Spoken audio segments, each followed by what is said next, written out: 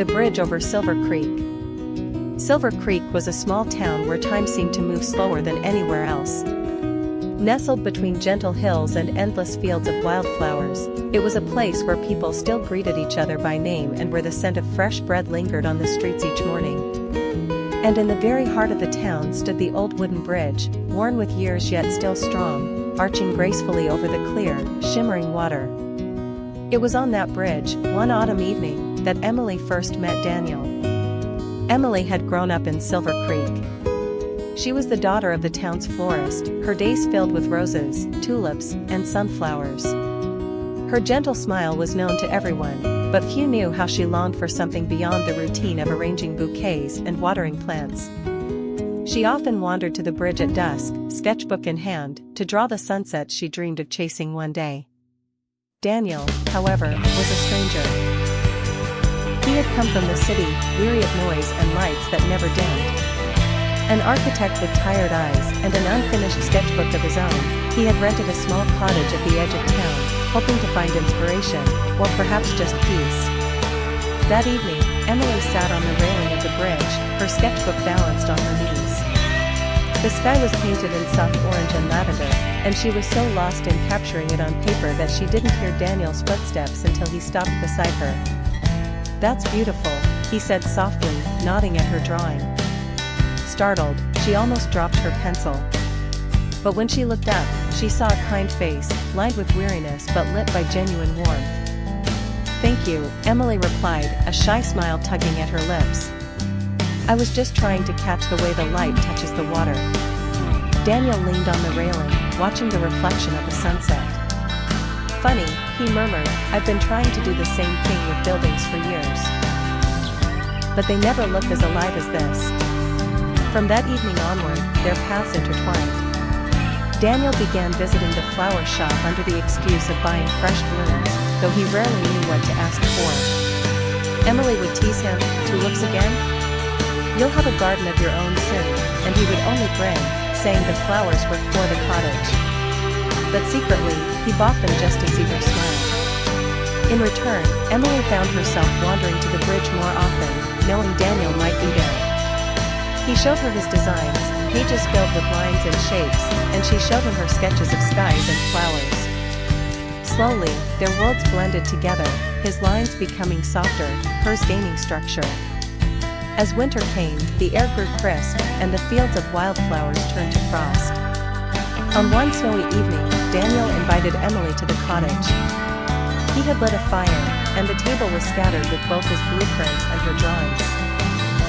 "I've been thinking," he said, his voice quiet but steady, "about building something here. Not just houses. A library, a place for people to gather, to dream." He looked at her then, eyes searching. "But I can't do it alone. I need someone who understands beauty, the kind that isn't measured in lines." Emily's heart raced. She realized then that Silver Creek, which had always felt small, could suddenly become endless if Daniel was in it. The library project became their shared dream. Together, they designed a place filled with sunlight and space for art, books, and community.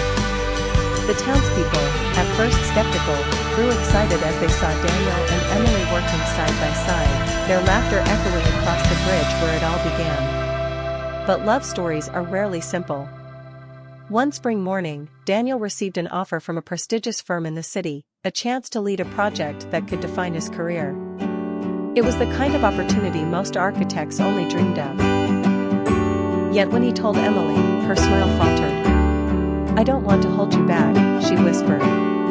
"You deserve this." "And leave this?" "Leave you?"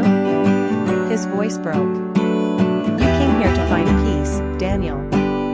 Maybe it's time you went back."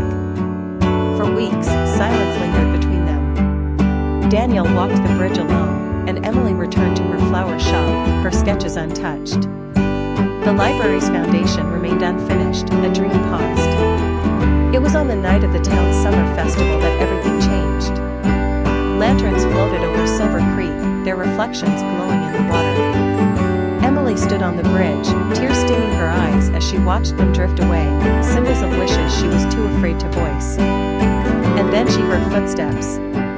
Daniel stood there, breathless as if he had been running. In his hand was a folded letter, the job offer. Without a word, he tore it into pieces and let the fragments scatter into the creek. "I don't need the city," he said, his eyes locked on hers. "I don't need skyscrapers or fame. I need you. I need us.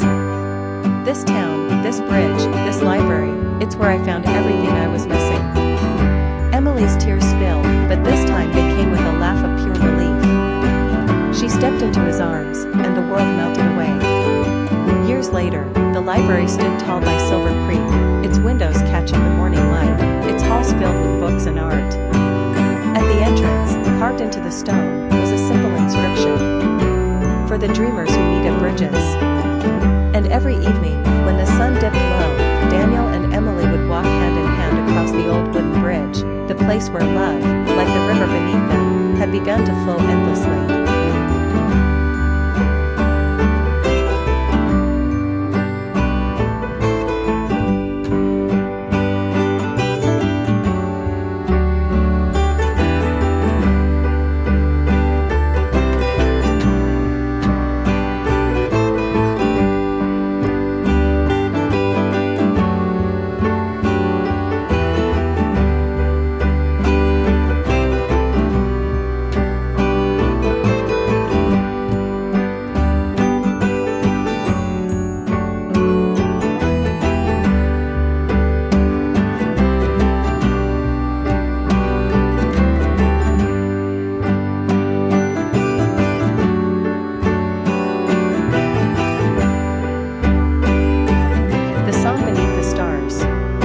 Elena had always believed that music carried hidden truths, whispers of love, grief, and hope sewn between the notes.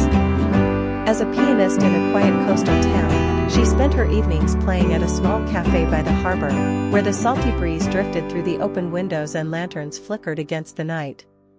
One rainy evening, as she played a soft melody, a man stepped inside. He carried the weight of the storm in his eyes but smiled as if he had found something familiar. His name was Adrian, a traveler who had left behind the chaos of the city in search of peace. Drawn by her music, he lingered after the last note faded. "You play as if you're telling a story," he said. Elena smiled, brushing a strand of damp hair from her cheek. "Maybe I am. Maybe I'm waiting for someone to listen." From that night, Adrian returned again and again. He would sit at the same table by the window, sometimes sketching in a worn notebook, sometimes simply watching her hands glide across the keys. They began to talk, first about music and art, then about their dreams, fears, and the unspoken loneliness they both carried. Adrian revealed that he was an architect, but success in the city had felt hollow. He confessed that he had lost someone he loved years ago, and ever since, he had been wandering, searching for something he couldn't name. Elena, in turn, admitted that she had never left the town, afraid the world beyond might shatter her fragile dream of music. The weeks stretched into months. Their conversations grew deeper, their laughter more frequent, and their silences more comfortable. Together, they discovered hidden corners of the town, the lighthouse that looked like it touched the sky, the old oak tree where lovers carved their initials, the deserted pier where the stars reflected like shattered glass across the water. One evening, under a sky bursting with constellations, Adrian asked Elena to play her favorite song. She hesitated, then placed her hands on the piano in the cafe and let the melody flow, gentle, aching, filled with longing. When she finished, the silence was broken only by the waves outside. "That song," Adrian whispered, his voice unsteady, "it feels like home." And before she could answer, he kissed her, a kiss that tasted of rain and salt and the promise of something new. But life, as it often does, tested them. Adrian received an offer to design a landmark building abroad, an opportunity he had dreamed of for years. Torn between love and ambition, he hesitated. Elena, though her heart ached, told him to go. "Dreams matter," she said softly. "If you don't chase them, you'll never forgive yourself." The night before he left, they sat beneath the oak tree. Adrian held her hands tightly. "I'll come back," he vowed. "No matter how far I go, this town, this music, and you." You are my compass. Months turned into a year. Letters and late-night calls kept their connection alive, but distance often pressed heavily on Elena's heart.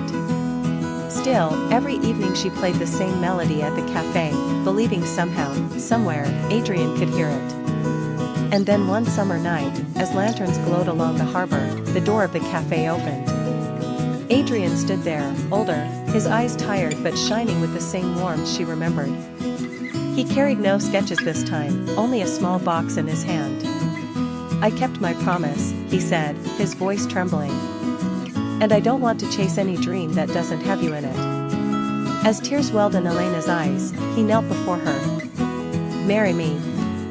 Let's build our home, not of stone and steel, but of music and love. Her answer came not in words but in music. She sat at the piano, played the song that had first bound their souls together, and when the final note lingered in the air, she whispered, yes. That night, beneath the stars that had witnessed their journey, Elena and Adrian chose each other, not just for a season, but for all the years to come.